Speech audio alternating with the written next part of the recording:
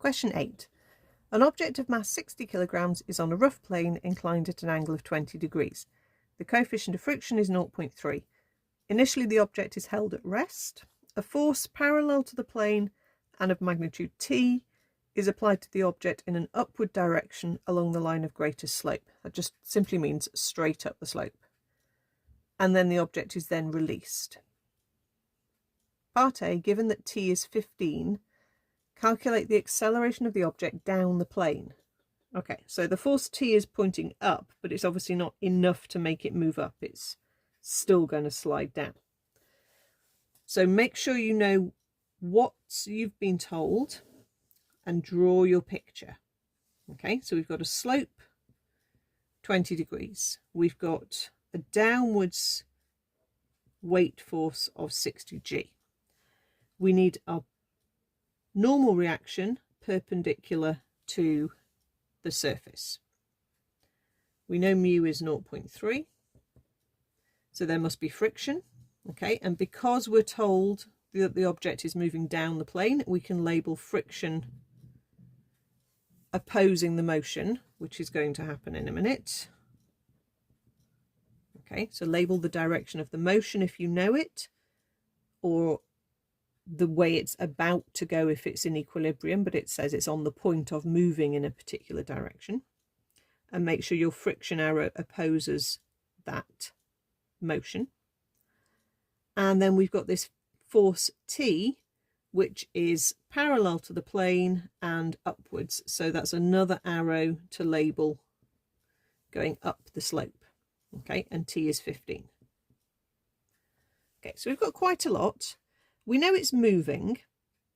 Okay, so we can apply F equals ma along the line of the slope, but we can always resolve perpendicular to the motion, in other words perpendicular to the slope.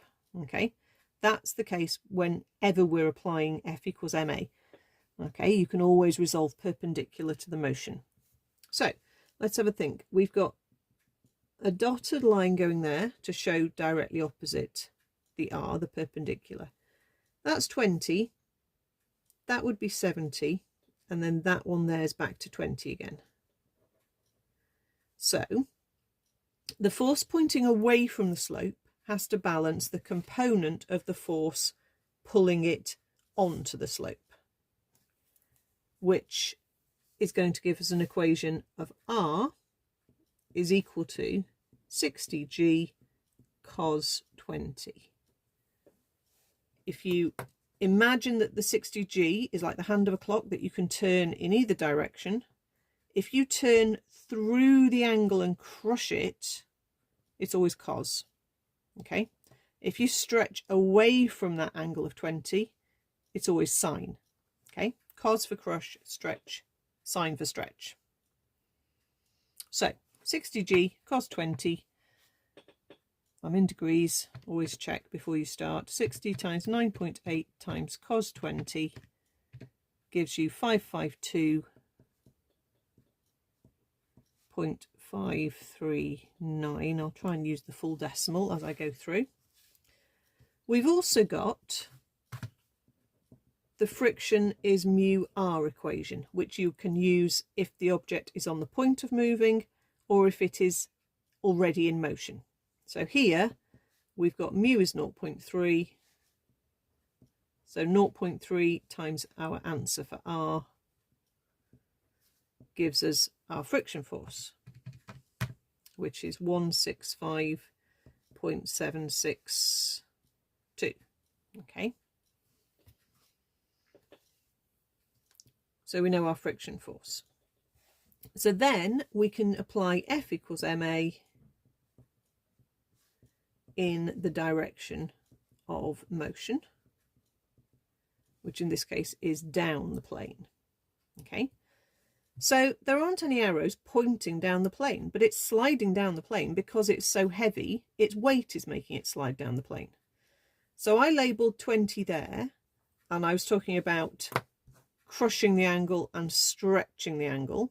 Okay, so if I'm looking at the 20 and I'm going to move this arrow, like the hand of a clock, I'm going to twist it so it points down the plane. I'm stretching away from the 20. So it's 60g sine 20. Equally, you can say it's 60g cos 70, because that's the same thing. But I'm going to write 60g sine 20, because that's the force that's pulling it down the slope. The forces that are trying to slow it down are your 15 newtons, which is your T, and your friction force. They're both trying to slow it down. It is moving though, so this is going to have an overall resultant force. 60g sine 20 is basically going to beat these two. So it's going to slide down the slope.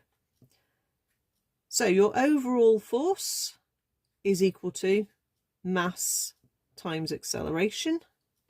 Remember, you don't put the g in on that side of the equation, you just put 60 for the mass times a. So let's work all this out. 60 times 9.8 times sine 20, that's 201 point something. Let's just take away 15 and take away 165.762.